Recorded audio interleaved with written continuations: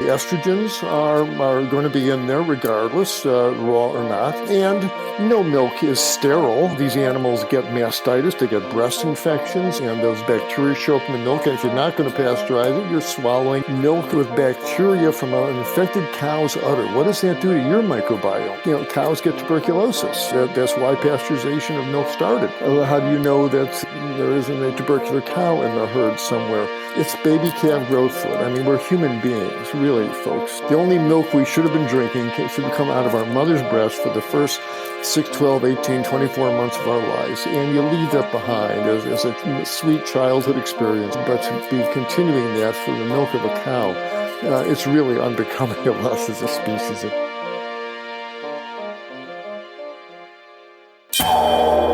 The Vidal Speaks podcast.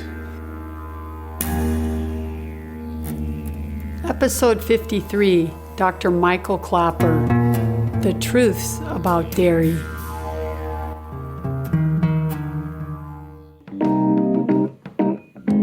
Welcome to Vidal Speaks.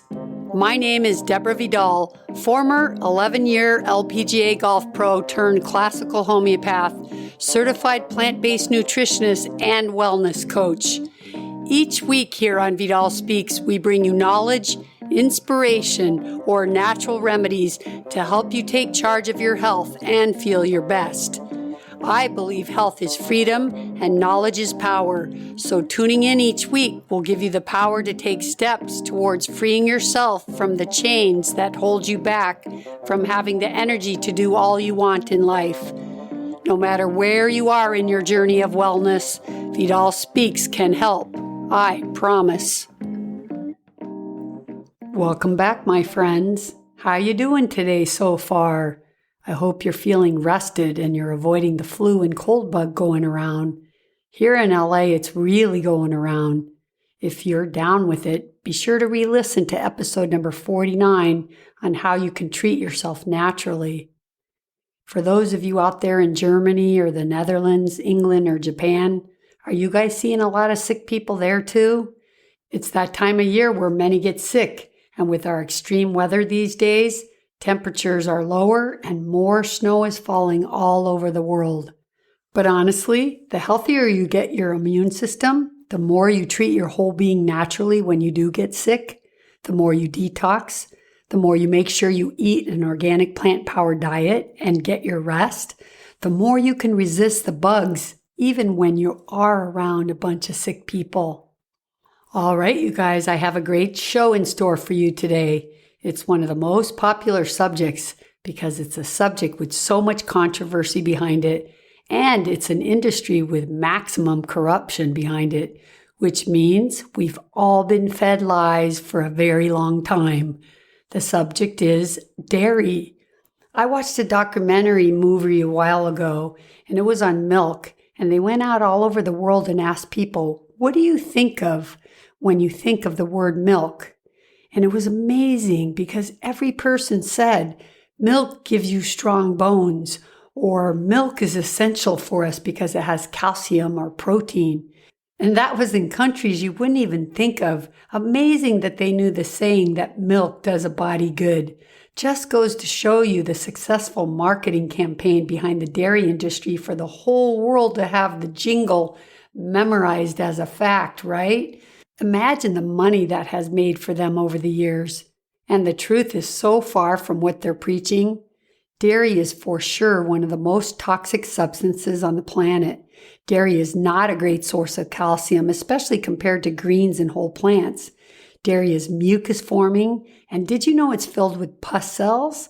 Yes, I said pus cells. 1 liter of milk is allowed to have over 500 million pus cells. Now, do you really think that could be healthy for you or your child? And you may ask, yeah, but aren't they cleared during the pasteurization process? The answer is no, they're only heated, and so you're drinking dead pus cells now. And if you drink raw milk, well, you guessed it, you're getting the live ones. OMG. Each state or country has their own limit. In America, California has one of the lower limits, and that's at 300 million per liter, and Florida has the highest limit at 548 million allowed per liter. That's a hell of a lot of pus cells, people.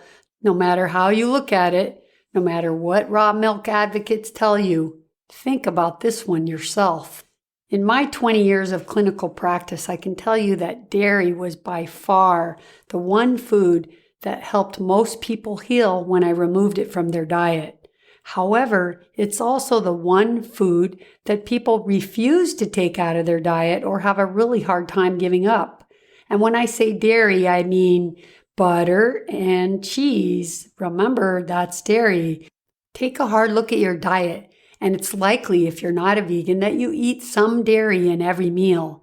If you eat any dairy and you want to take your health to another level, I highly suggest you try taking dairy out for 2 or 3 months and just see how you feel.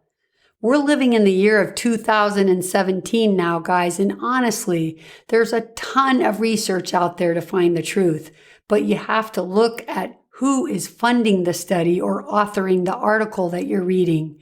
For example, Western Price, I think you all know who they are. It's a big organization. They're the big advocates of raw milk, raw cheese, raw butter, and of course of a lot of meat.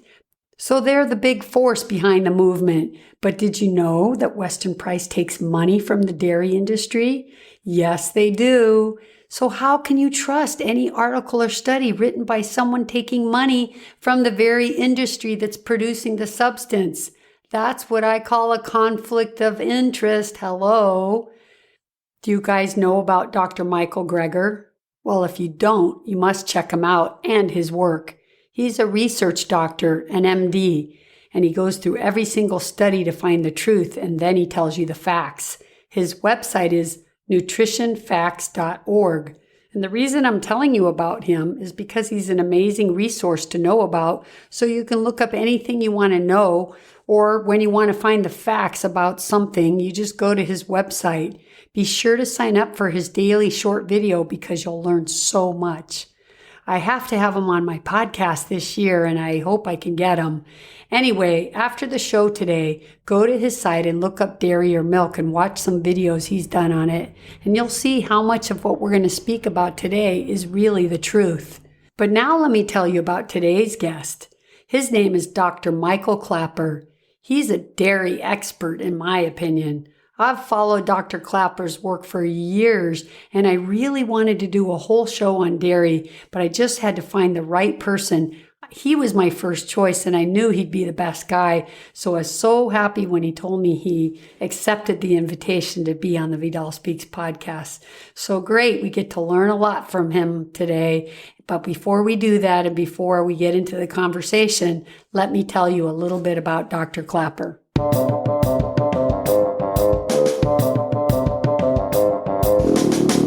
Dr. Michael Klaper is a gifted clinician, internationally recognized teacher, and sought-after speaker on diet and health. And yes, we have him right here on the Vidal Speaks podcast, guys. He's practiced medicine for more than 40 years, and he's a leading educator in applied plant-based nutrition and integrative medicine. Dr. Michael Klaper is the author of a successful book on cholesterol-free nutrition, as well as numerous videos. He's truly a source of inspiration advocating plant-based diets and the end of animal cruelty worldwide. He contributed to the making of 2 PBS television programs, Food for Thought and the award-winning Diet for New America based on the movie. He teaches his students and patients that health comes from healthy living, and he's dedicated to the healing and flourishing of all living beings and of the planet itself. And I promise you, you'll get a feel for how compassionate of a man he is just by listening to him today. Dr. Klaper graduated in 1972 from University of Illinois College of Medicine in Chicago. He served his medical internship at Vancouver General Hospital in British Columbia, Canada, and undertook additional training in surgery, anesthesiology, and orthopedics at the University of British Columbia Hospitals in Vancouver, and obstetrics at the University of California Hospitals in San Francisco. As Dr. Klaper's medical career progressed, he began to realize, true to what science is bearing out today, that many of the diseases his patients presented with, such as clogged arteries or arterial sclerosis, high blood pressure, which is also known as hypertension, obesity, adult onset diabetes, or that's type 2 diabetes, and even some forms of arthritis, asthma, and other significant illnesses were made worse or actually caused by the high-fat, high-sugar, overly processed standard American diet, also known as the SAD diet. Accordingly, Dr. Klaper resolutely believes that proper nutrition and a balanced lifestyle are essential for health and in many cases can make the difference between healing an illness or merely treating its symptoms. He's a devoted educator of physicians and other healthcare professionals about the importance of nutrition in clinical practice, and he served as the director of the nonprofit Institute of Nutrition, Education, and Research, and as an advisor to the NASA project on nutrition for long-term space colonists on the Moon and Mars. Wow, that's impressive.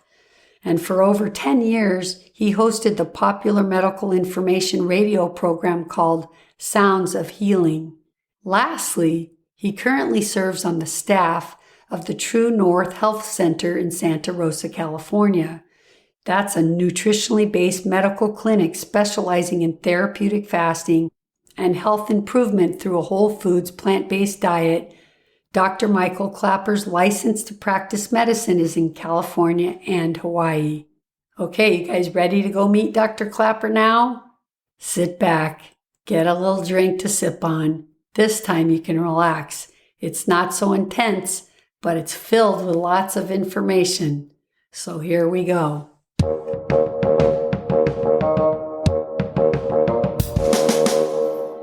Hi, Dr. Klaper. Thanks so much for being on the Vidal Speaks podcast. I so welcome you today. Oh, thank you very much. It's a real honor to work with you here and to get this important message out to your listeners. So this is a very high type of medicine to be practicing. So I enjoy very much working with people like you who are educators, which is really what's needed now.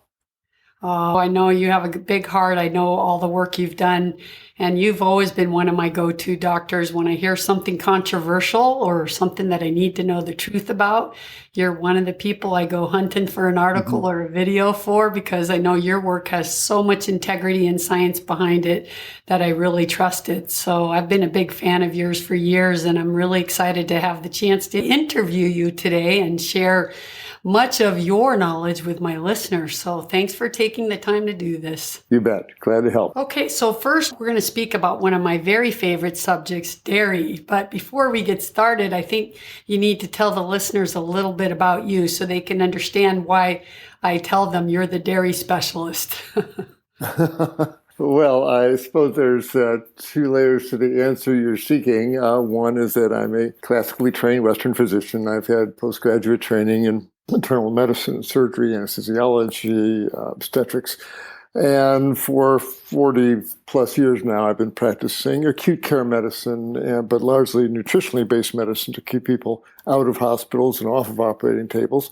And because the majority of people sitting in the waiting rooms of doctors across the country today, internists, cardiologists, rheumatologists, gastroenterologists, dermatologists, those people are there because they're sick from what they've been eating. It's the American diet that's really become so toxic that's made such an impression upon me that I've learned that if you help people transition to a healthier diet, most of these diseases go away very quickly. And I'm the happiest doctor I know because my patients get healthier right before my very eyes. And dairy products play a major role in this, which I'll come back to. But I think also behind your question is my personal history. I spent most of my summers growing up at my uncle's dairy farm in northern Wisconsin. I've been milking cows since I was 8 and driving tractors and picking hay bales. And that was my summers through my teen years. And I have an infinite knowledge about dairy products, about how they're produced. I've milked a lot of cows in my youth. And so my viewings of dairy have certainly evolved, to say the least, and I'll be glad to share those with How you. many of you guys grew up on a dairy farm that are now plant-based and really touting the dangers of dairy? It's really interesting. Right, Dr. Esselstyn, Dr. Campbell, we all share that as well. Very interesting, isn't it? Yes, and I mean, you guys are on both sides of the story in one lifetime. That's pretty incredible. Really, really. So when you were in medical school, did you get any hours on nutrition? Essentially none. To make a long story very short, it's sad, and it's an ongoing tragedy. I think I had four lectures labeled nutrition, but one was nutrition for burn patients, one was for children with kidney failure, another one was patients who have stomach tubes, and the fourth one, I don't know, from Tsutsugamuchi fever. I can't remember what it was. But Wow, I know my dad's a medical doctor. He's an ophthalmologist, and so I'm very familiar. I grew up in a Western medicine world, and I'm familiar with their education. But I was just curious, in your experience with nutrition, did they ever tout the benefits of dairy in medical school, or did they just not even bring anything up? Oh, well, they certainly touted the benefits. But when I was in med school in the late 60s, they were still back in the basic four food group era. And indeed, there was one of the four food groups of dairy products. I have 3-4 helpings of milk, cheese, ice cream, yogurt every day, with the implicit message that, well, it's the best source of calcium. Your bones will fall apart if you don't drink milk or eat cheese. And it's nature's perfect food, and all the marketing material that comes from the dairy industry. And, it's white. It's everybody loves ice cream and milkshakes, and it's an all-American kind of food. So it was never doubted that, of course, it's good for you, and that it might be having some role to play in so many diseases, from autoimmune diseases to allergies to lung infections, etc., never mentioned. The whole idea that food has anything to do with disease was not and still is not accepted, really. So I'm not surprised that dairy was not subjected to any significant scrutiny as far as its medical effects in the body. And how long have you personally been plant-based? 1981, so it's 35 years now, I guess. And was there one story or one patient or a turning point in your career where you decided that either dairy was bad or just eating animals in general wasn't working? There's several layers to that answer. But yes, absolutely. 1981 was certainly a crucial year. I was a resident in anesthesiology in Vancouver. I was going to be an anesthesiologist. And day after day, I'm putting people to sleep and watching surgeons open their chest and open their coronary arteries. And from their arteries, they began pulling out this yellow, greasy material called atherosclerosis that was clogging them up and giving them chest pain and strokes, etc. And I realized that that was largely the fat of the animals these people were eating. My dad was showing signs of clogged arteries. I knew I was going to lay on that table with that striker saw going up my chest, and I certainly didn't want to do that. There was already recountings in the medical literature that not only do the Western high meat, high cholesterol diets play a major role in causing this disease, but a whole food plant-based diet will reverse these diseases. Even back in 1977, we knew that. So I was getting a message there. I also, it was put to me one evening in a steakhouse in Vancouver while I was polishing off a 14-ounce porterhouse and pontificating about how I wanted to get the violence out of my life. My dinner partner said, well, you might want to start with that piece of meat on your plate, because in satisfying your taste for that flesh in your mouth, you're paying for the death of the animal and for the next one in line. And, when he said that, all the old rationales came into my head. Oh, that's what they raised them for, and the animal's dead already. But before I could get the words out of my lips, the little voice in my head said, he's right. He's right. And pulling out my wallet and paying for that steak dinner, it became a violent act to me. And I knew I just couldn't do that and contribute to that. I think that's the part where many people are in denial. Yeah, well, I grew up on a farm. I know where meat came from. I saw the butcher come out and shoot the cows in the head, and I chopped the heads off chickens, and I saw all the violence inherent in producing meat. I knew very well. But, and those two episodes certainly got me to the point where I knew that animal flesh had to exit my diet. My leather shoes began looking ghoulish, and so I buried a hole, and I dug a hole, buried my leather shoes and belt and wallet, and bought nylon and hemp accoutrements after that. But I was holding on to the dairy thing, and another loving friend pointed out, the realities of dairy. And when this was pointed out to me, an old memory trace in my head, but I think it's the most painful auditory memory I carry in my head. And it's when being a kid on the farm. And what would happen, of course, is that people have become so disconnected from where their food comes from. Think, oh, dairy cows are in the barn giving milk. That's what they do. No, they don't. There's only one reason those big mammals are lactating, giving milk. They just had a baby. The cow's made pregnant. She carries the calf for 9 months. She gives birth. And that baby wants to nurse on the mother's milk, but that's the enemy to the farmer, to the dairy producer, that lowers their bottom line profits. So the calf is taken away within 24, usually 48 hours at the most. And they're put into a pen, the veal pen, if it's a little boy calf. If it's a little girl calf, it goes into the dairy herd to become a four-legged milk pump like her mother. And the most poignant sounds, the most painful memories I carry in my head is the sounds of a mother cow locked up in the stanchion in the barn, her calf 10 yards away in the veal pen bawling. And this mother calf bellows hour after hour, the most heart-rending, soul-tearing bellows you can imagine. And it goes on for days, 2, 3, 4 days, all day, all night. It still reverberates in my being. And I never did understand, gee, Unc, what's going on? Well, that's just, that's how, got a new veal calf, and okay. And I never really thought about what I was seeing and what I was hearing. But as my evolution down the path, when someone pointed out what's really going on, I realized, oh my, what a violent food that white milk and that pungent cheese really is, because you can't have dairy products without taking calves away from their mothers. And little boy calves are kept in the pen, chained so they don't move around, and fed iron-poor milk. And in 16 weeks, they have their throat cut and they're sold as milk-fed veal. And so it's a slaughter industry in that way. And no dairy cow dies of old age. After, a dairy cow would normally live 25 years. But after 4 or 5 years of calves and milk, the cows get spent, as how they call it.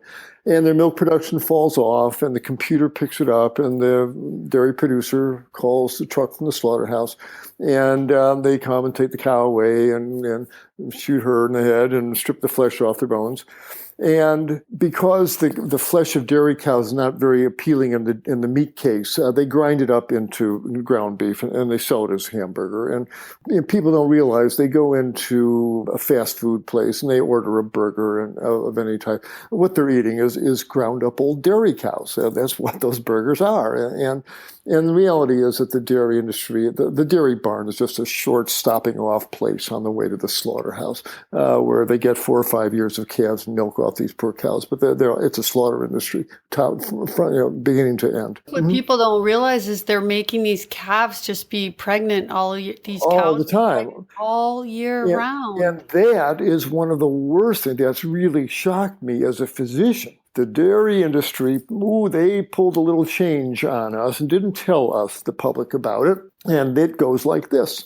On my uncle's farm, when a cow was seen to be fertile, my uncle would call badger breeders, and he'd come down, we'd lock the cow in the stanchion, and the breeder would come up behind her and ram a big tube of bull semen up into her uterus and squeeze the bulb, and the conception would happen, and the cow would become pregnant.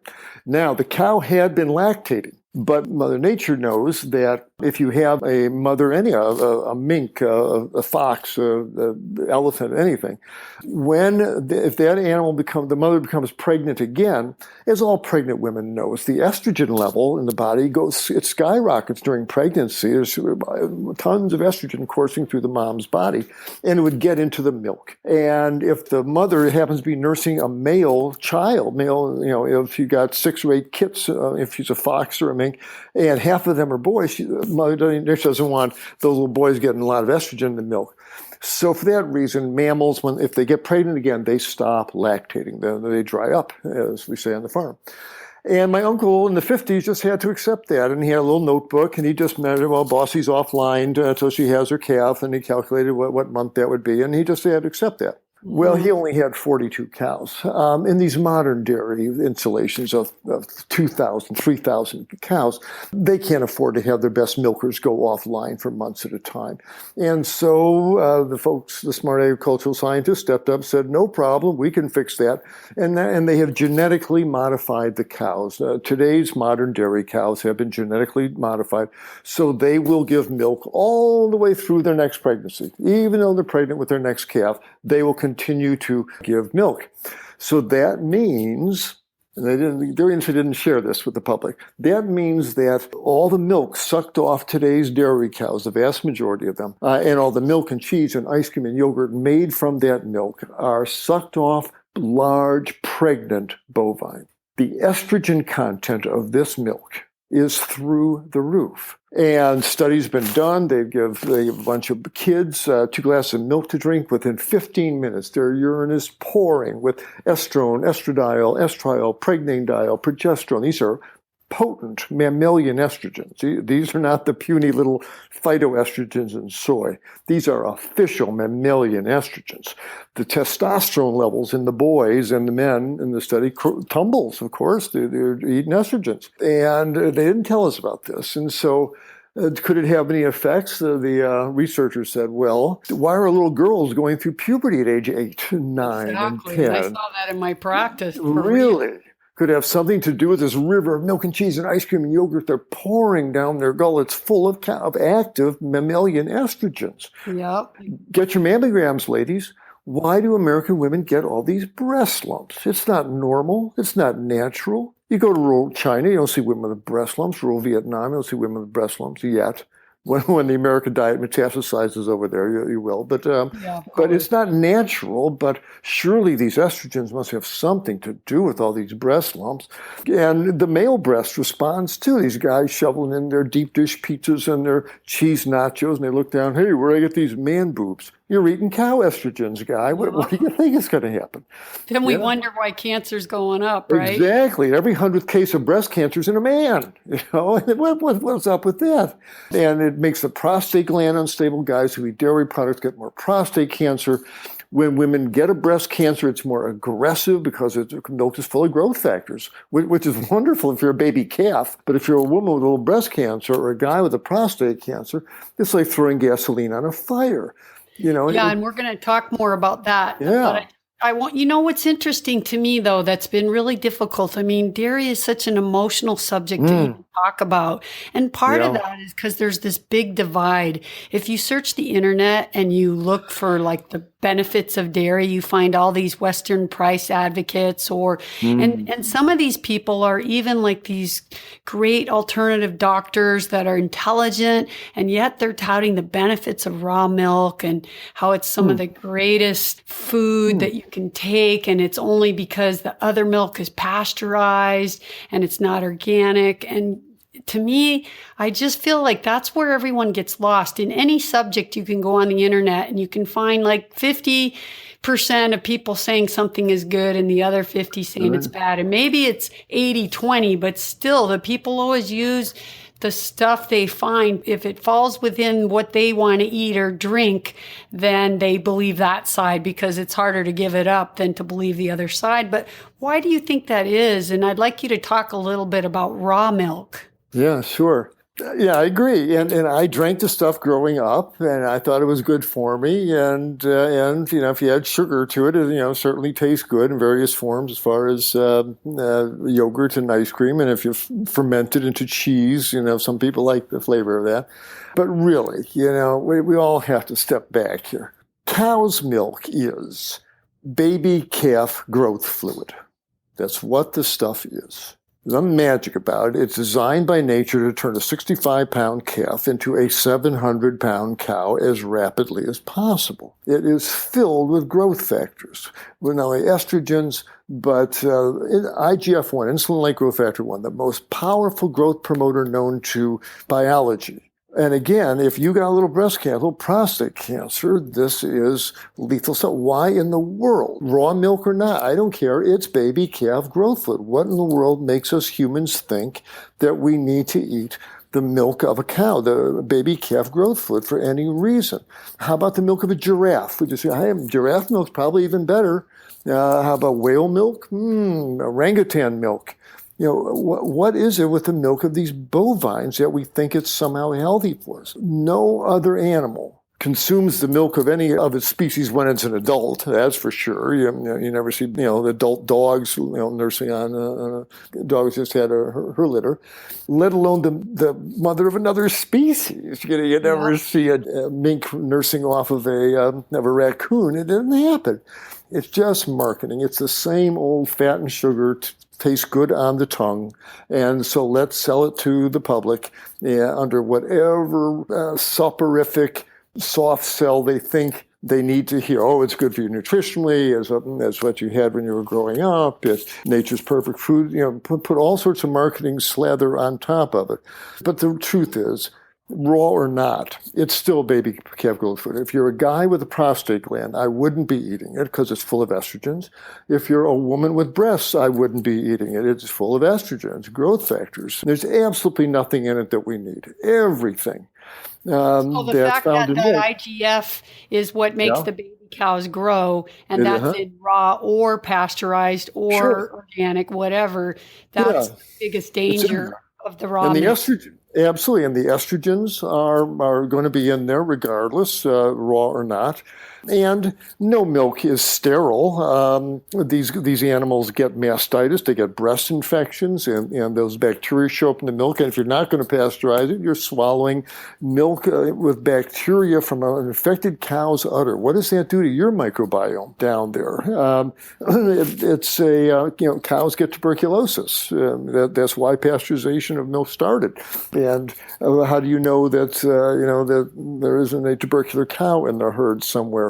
It's baby calf growth fluid. I mean, we're human beings, really, folks. It's time to, the only milk we should have been drinking should come out of our mother's breast for the first 6, 12, 18, 24 months of our lives. And you leave that behind as a sweet childhood experience.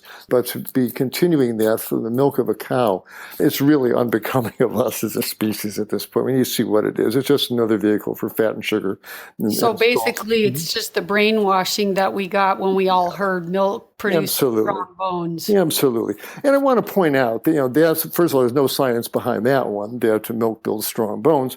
It's just the opposite. The more milk a woman eats, the higher her risk of hip fractures and earlier death. And I can send you studies on that. But we all have to take a step back and realize who is making up the nutritional guidelines for Americans. If you look down in the little right-hand corner where the little seal is, you see 4 letters, USDA. The Department of Agriculture is making up the nutrition guidelines. We're the only country on earth that the Agriculture Department is telling humans what to be eating. Why is the Agriculture Department making nutritional guidelines? It should be the Institute of Medicine, NIH, someone has something to do with human nutrition. The Agriculture Department exists to promote the sale of meat and dairy products. So, of course, they're going to tell you to have the milk of a cow 3-4 times a day. But the truth is, there's no nutritional benefit in doing so. You can get all those nutrients out of grains and beans and fruits and vegetables. And dark leafy greens have lots of calcium.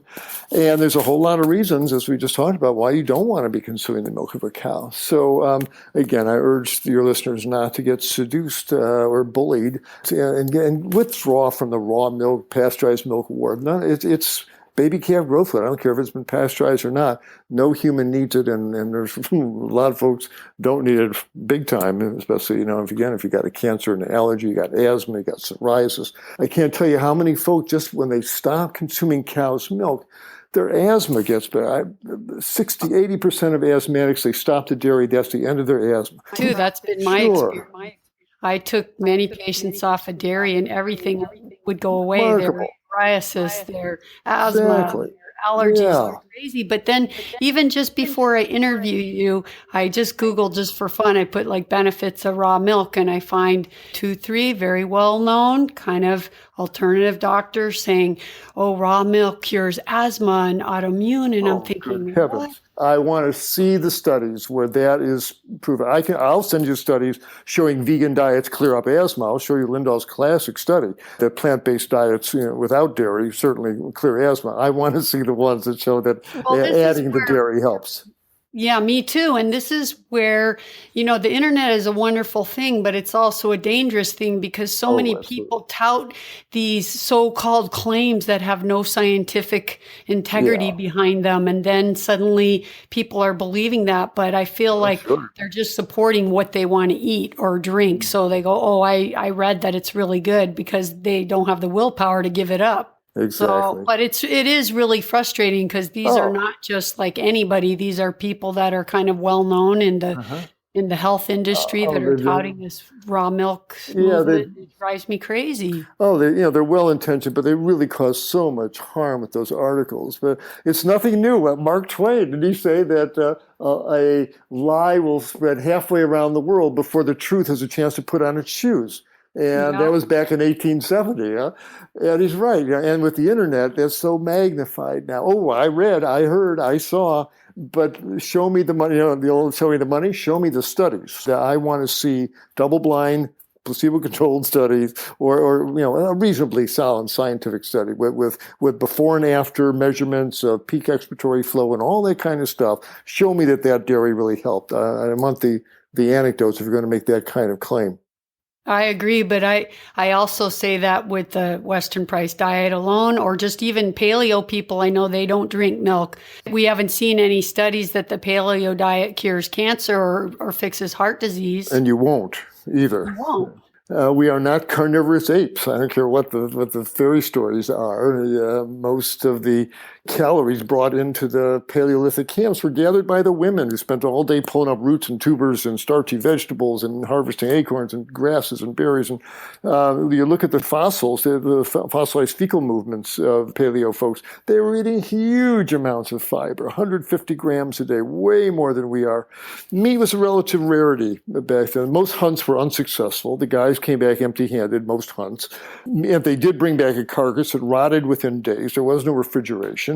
And this whole idea that we ate meat with every meal is a fantasy. It didn't happen. We mostly lived on plant calories.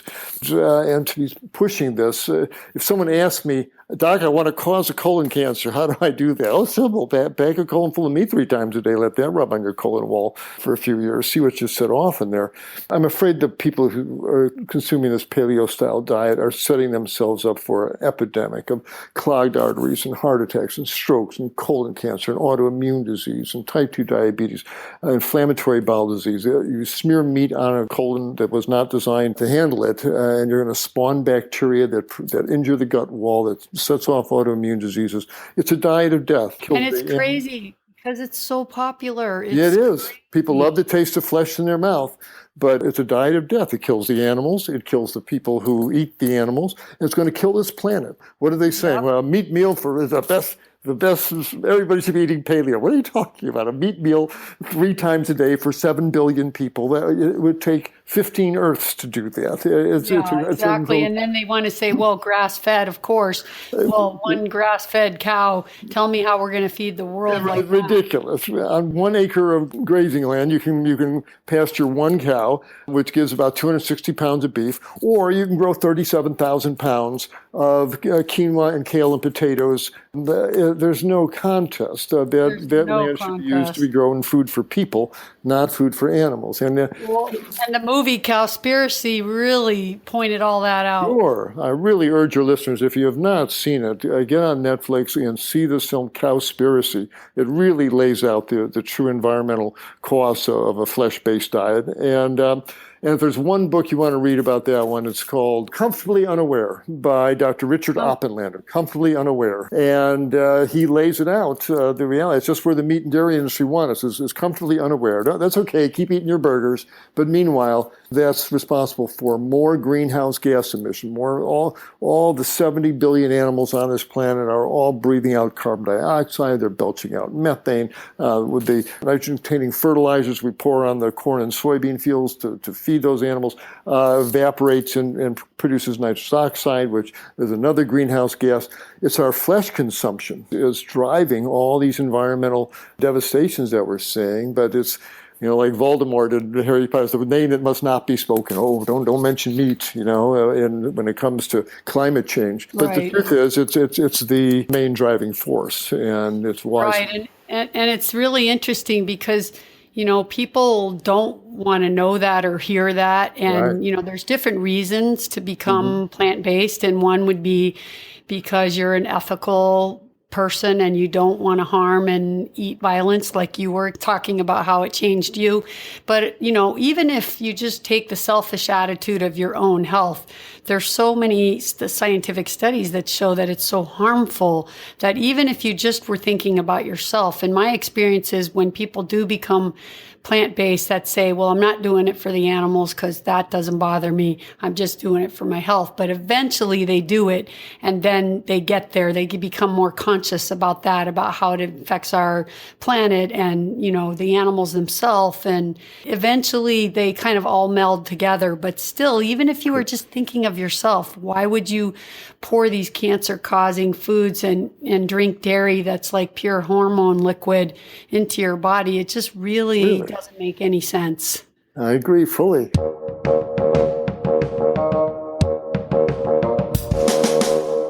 Time to take a little break and have a nice cup of hot cacao and ginger. Yum. I just want to take a minute here to remind you guys to check out the Good State Ionic Mineral products. If you go to vidalspeaks.com and to the products page, you'll see my affiliate products there. Click on the Good State link and go check out their products. I highly suggest you gift a person you love a hair test and a personal formulation of their ionic minerals based on what the test results show they needed. But if you can't do that, then try their ionic magnesium first. I buy the pills because now they found a way to put the ionic liquid solution form into the pill. And it's just easier for me because the taste of the liquid is so strong and I'm just picky about the taste. So for me, their pills are fantastic, but if you can handle the liquid, it's probably even easier. But anyway, it's all the same good quality and that's what matters. Lastly, I just put a link on my products page to a company I was able to score a deal for you guys. It's called 100% Pure. These are products that are so clean you can almost eat them. I love their coconut body lotion. Gosh, the smell of this lotion, you guys, you just want to eat it. One of their really popular products is their eye cream. It has a little coffee in it, but it has this coconut smell. It's so amazing. I love their bath products, their hair products, their skin products. Really, that's the company I buy most of my stuff from. So I just wanted you guys to know about it and check it out because I think you'll like them too. Okay, you ready to get back to the show? Here we go.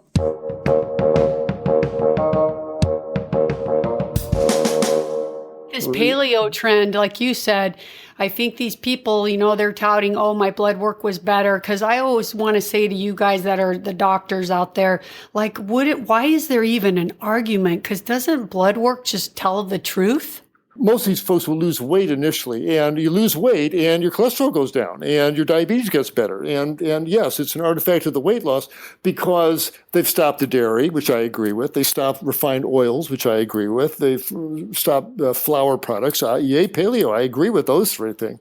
And if you do that, if you stop eating, cupcakes and donuts, the flour products, and you stop the dairy and you stop the liquid oils, yeah, you're going to be healthier, no question. And your weight will go down and your cholesterol will go down. But again, this is not a natural diet for human beings. For 2 million years, well, it's like the gorillas. We ate leaves and foliage. Our digestive system didn't suddenly change 10,000 years ago. And they may get this initial improvement in their blood lipids and their weight loss, and they feel good.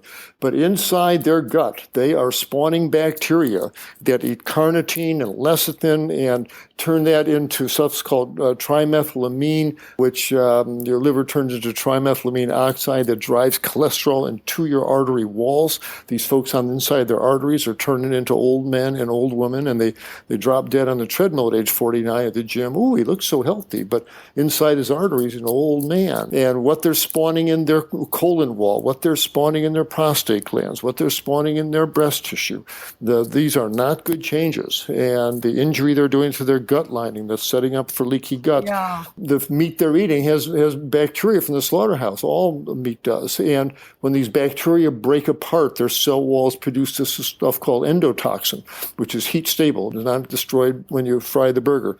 And this stuff injures the gut lining, causes leaky gut, allows food proteins to leak out and flow through joint membranes and set off arthritis. This is not a natural diet for human beings, and we are going to see that pendulum swing back. You're going to start seeing the articles. You can make book on it. You'll say, oh, paleo diet linked to increased strokes, paleo diet increased lupus, paleo diet linked to, you're going to see it. That's no what I question in my mind. When they were putting all these women on estrogen, I said, we're going to see a huge wave of breast cancer, and we did. Absolutely.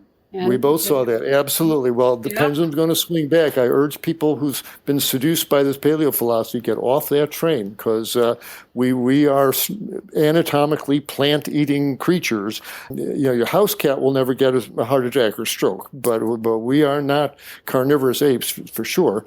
That's going to exact a heavy toll on the people who persist in eating that way. It's not a natural diet for Homo sapiens. Speaking of pets, why do you think people can have a pet and love their pets and even love animals? Like, I have friends, they're like animal lovers, and yet they can eat meat every day or every meal. Where is this? Isn't it remarkable? What happened? Boy, if I understood that one, I'd be a wise, healthy, and probably very rich man. I'm very happy with it. But seriously, it's one of the major quandaries in the human existence. Well, but you have to not look very far. When we do violence to each other, when we go to war, we drop high explosives on other human beings who love their wife and kids. How can we do that? What's that door that closes in the human heart that lets us see things as the other, as out there, and whether it's the enemy human or whether it's that animal in the barn, that's them and that doesn't affect me, or whatever rationale we use, we close that part of our heart that doesn't want to hear the suffering, doesn't want to see the consequences. It's so short-sighted. Humans can do such magnificent things, and art and altruism and really heroic things to help each other. But boy, there is this ability to turn our back on suffering, to use rationalization. Well, that's what they raised them for, and they just have one bad day, or however they want to rationalize it. And yet, as you say, they love cuddly little kittens, but little piglets are cute, and chickens and turkeys will hop right up into your lap and look at you and hang out with you, and they love to be petted and have their bellies rubbed. Yeah, they all love their lives as much as we do, but somehow that's food. I had a friend that actually got 10 chickens, and he was a meat eater. And originally, I think he bought them because he was thinking he'd raise them and eat them. Mm-hmm. And they became such pets. Like everyone having a personality. He actually became plant-based after that. Yes, absolutely. Part of it is because he realized, wow, they were excited when he would come home. Absolutely. It was no different than his dog and his cat. And he realized, I can't eat this animal.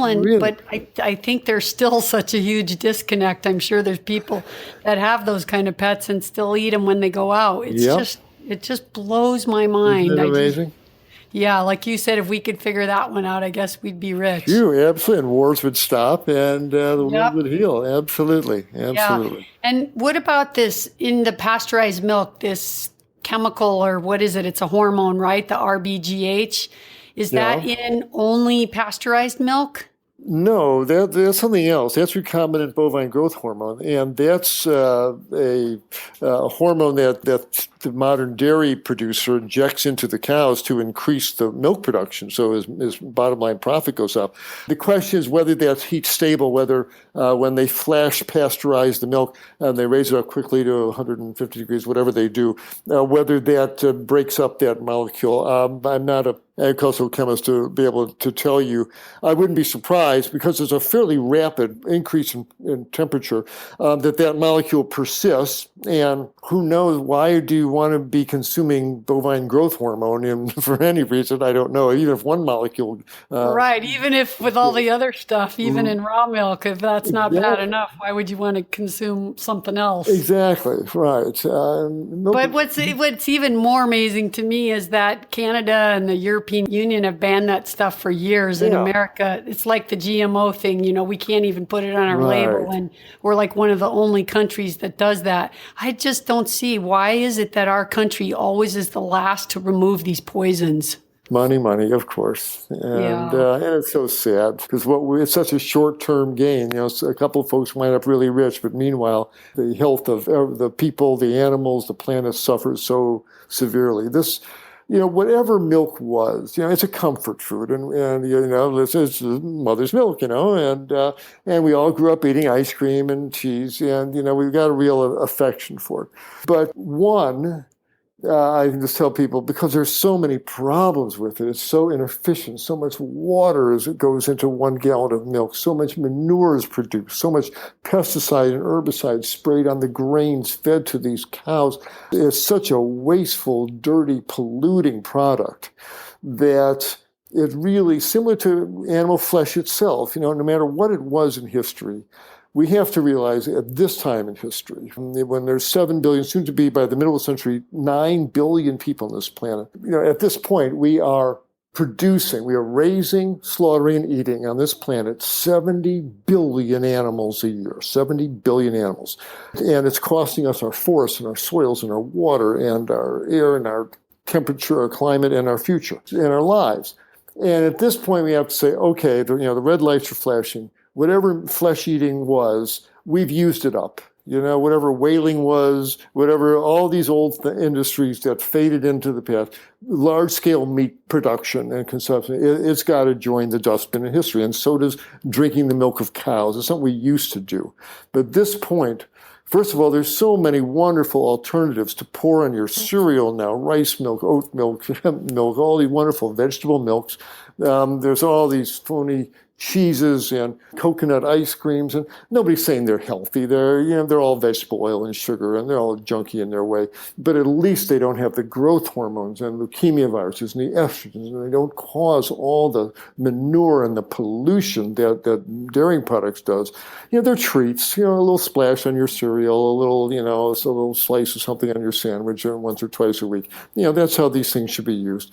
And with all these wonderful non-dairy alternatives, to be holding on to this idea that we got to have the milk of a cow and willing to pay this terrible price in health and environmental damage, it's really got to step back and say, they're like whalebone corsets. We used to do that. We don't do that anymore.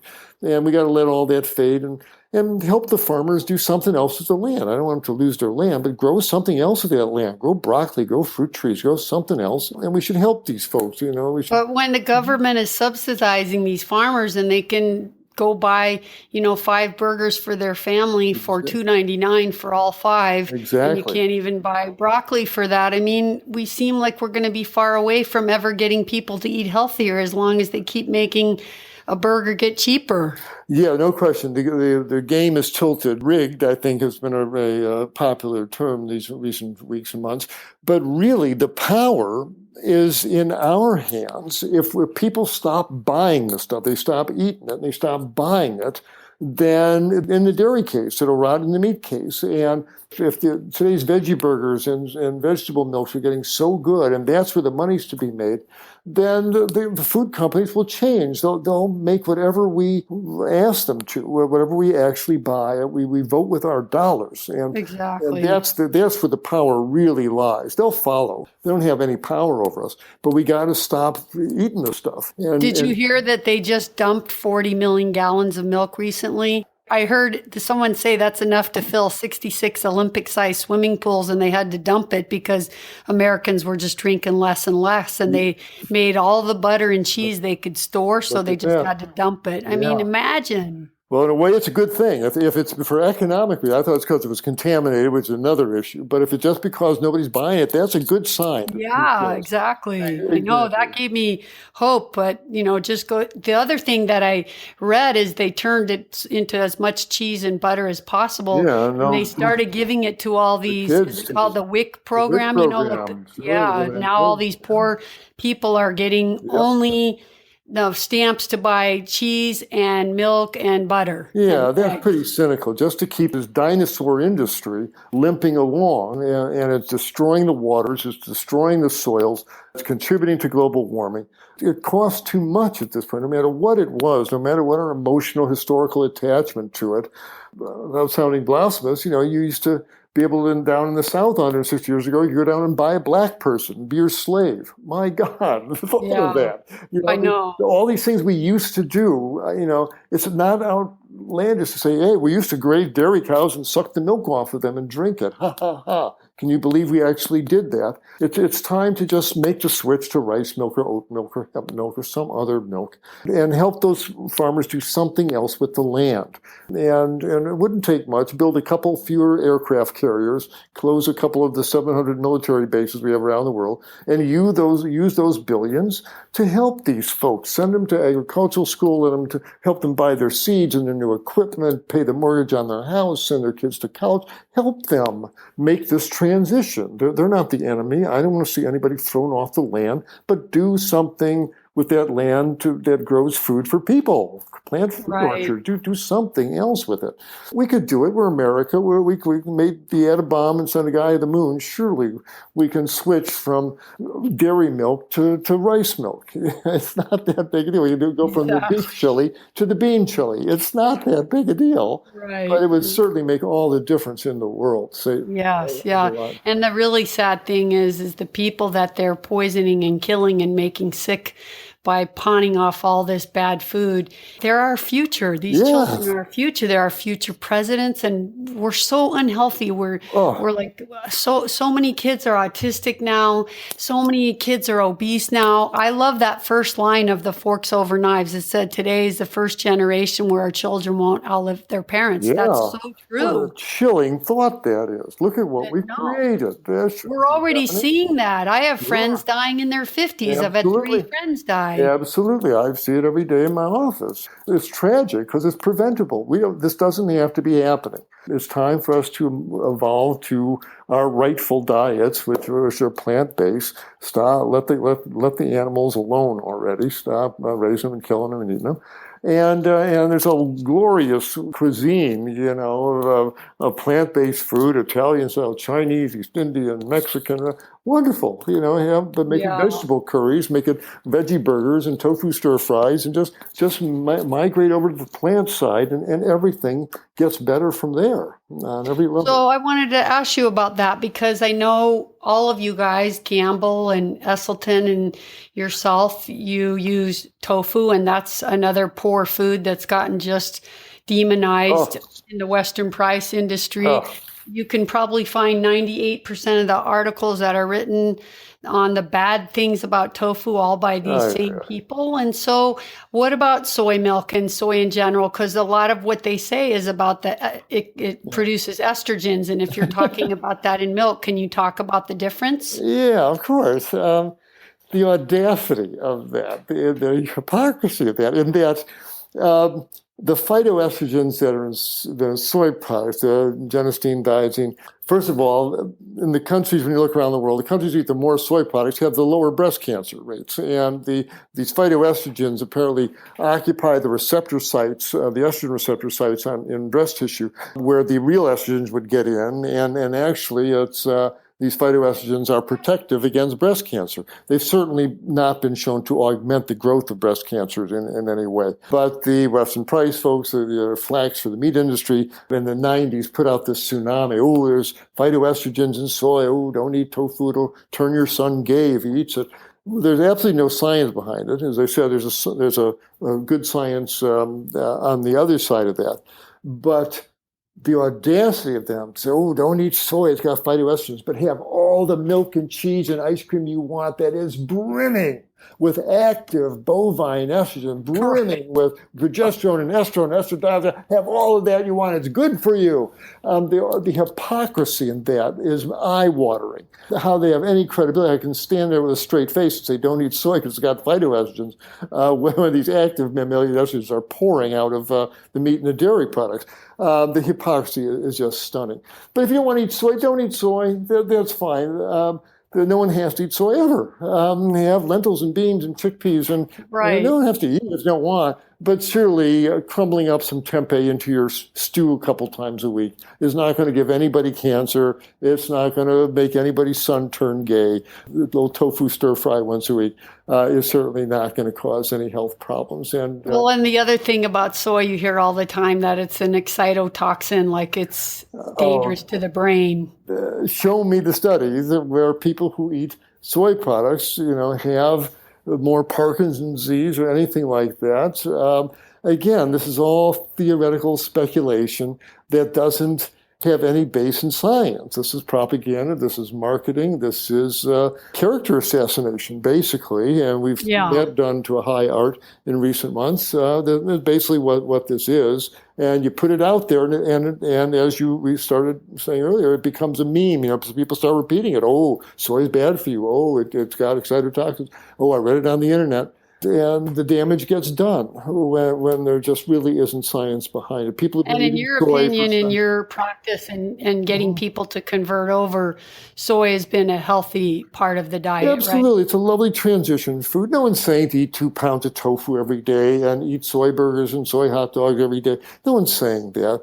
It's a healthful adjunct to a whole food plant-based diet with lots of different legumes in it. And some edamame beans with your pasta dish or your noodle dish once a week is not going to cause anybody any problems. And there's evidence showing that it's highly beneficial. So again. Well, and nowadays they have sprouted soy too. So you can get it that's been soaked and sprouted. So you can take out any of the things that they worry about with it. But I never worried about it anyway. I played golf a lot in Japan, and they ate tofu every day, and they were never had breast cancer. No, they have much lower cancer rates than we do. The whole thing was a propaganda thing from the flesh-producing folks, and it's been a grave disservice. And again, when you think about their message toward that dairy products are good for you, you got to step back and just marvel at the hypocrisy. It's drunk. Right. Do you feel that it's been difficult for your patients to go from eating a regular diet over to a plant-based diet, or has it been pretty easy for you to do that in your practice? Right. Oh, that's a very important question. By the time they come to see me, they've got medical issues. They've got diabetes, high blood pressure. They've had a little stroke. Their husband's got prostate cancer. There's something medically cooking, and once they understand the role that their previous diet had played in this, the door is open. They're willing to consider changing their diet. And the truth is, as we said, the food is delicious, and all these wonderful cuisines await them. And we talk just how to make up a big pot of vegetable chili or stew, and you can eat off of it for 2 or 3 days in the fridge and base your lunch and dinner around that for a day or two. And they say, oh, I could do that. Oh, that's not hard. And have big salads and big plates of steamed green and yellow vegetables and hearty, as I said, soups and stews, veggie burgers and things. And the food tastes great. They say, that wasn't too bad at all. My wife made this pasta dish last night, pasta primavera with extra mushrooms. Oh, it's really good. And portobello's, wow.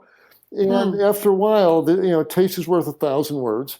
And then they start feeling better. The weight starts coming off. Their energy level goes up. Their bowels start working better. And the whatever problem they have, their high blood pressure, that starts coming down. The diabetes, their blood sugar starts coming down. Their inflamed psoriasis skin starts going away.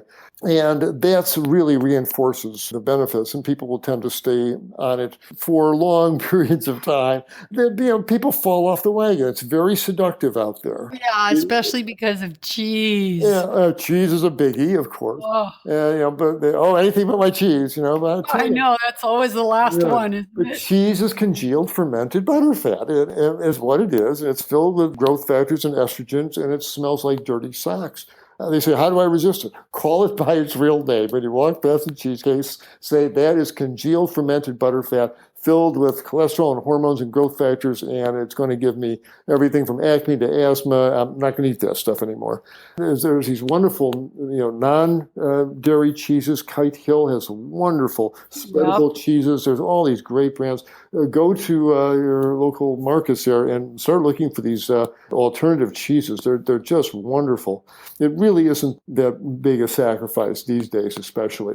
No, and it's those transition foods that help get people to stay there. Absolutely. And I'm a big fan of the veggie burgers and all that, because if it helps Joe Sixpack get off his double beef burger onto a veggie burger, fine. I'm all for that. You don't want to stay on them forever and ever, but they're a wonderful transition food, and I'm very grateful. And they're getting to be really good.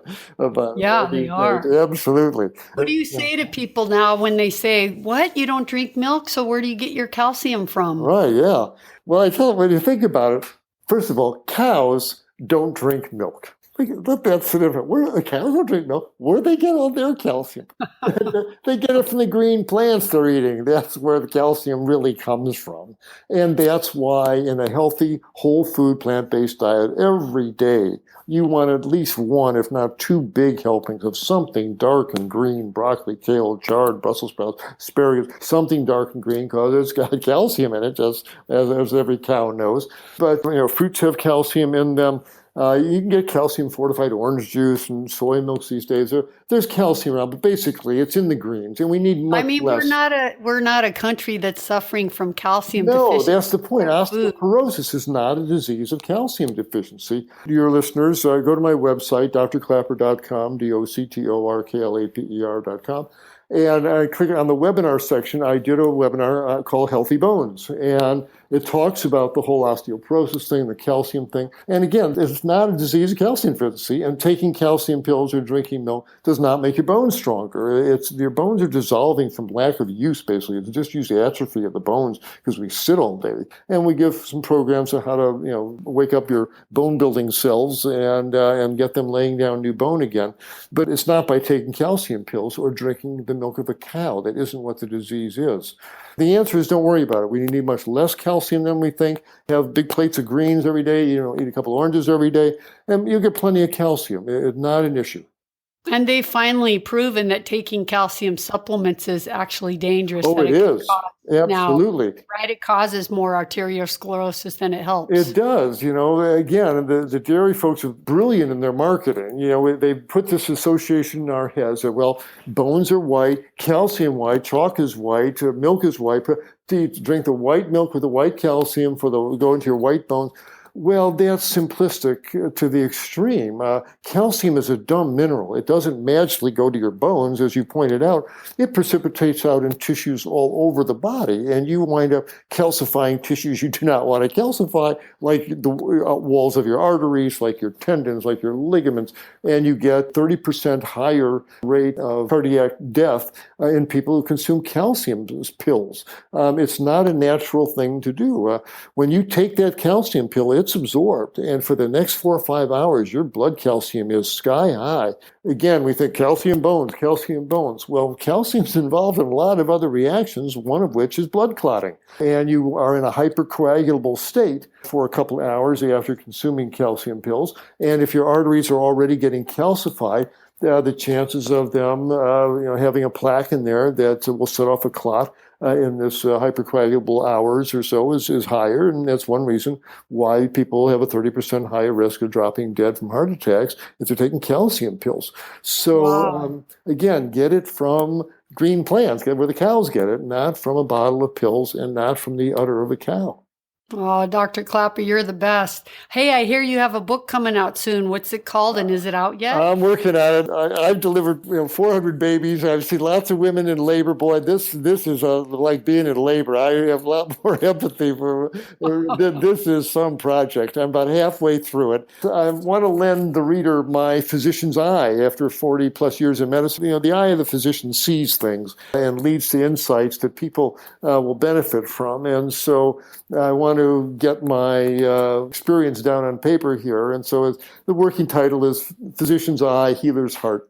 But we'll see what it turns into. But Cool. Well, that's great. I'm glad you're finally writing a book. You needed to do that. Yeah, the people have been telling me that for years. Okay, I get around to doing it. So that's so great. I can't wait for maybe after it comes out, we can speak again and help promote it. Oh, well, thank you. Appreciate that. Well, you'll be here. And Dr. Klaper, how can people follow you in your work? Well, I've got a Facebook page. You can certainly find me on Facebook, but go to my website, which will soon be redesigned. But go to drklaper.com, and that's all spelled out, DOCTORKLAPER.com. And in it, you'll find articles and videos, and you can sign up for my newsletter called Medicine Capsule. And I'm just finishing my next edition, and it'll be out soon. That's a great one. So get on my mailing list, follow me along on Facebook, and check me in on my website from time to time, and get educated about these very, very important issues. And I do Skype consultations and do Skype appearances. People want to Skype me into one of their meetings or a Veg Fest. I attend lots of Veg Fests electronically these days. And I'll be glad to help get the word out any way I can. So just want to encourage all your listeners to get knowledgeable and get plant-based, and you'll have a better future. And so will our earth. Amen. Thanks, Dr. Klaper, for telling us the real facts about the dangers of dairy. And I just always appreciate you taking the time to educate all the world that you do all the time. So thanks so much. I really wanted to do a show really dedicated to dairy and milk for a long time. So you were the perfect person. Thank you so much. Thank you, Deborah. Well done.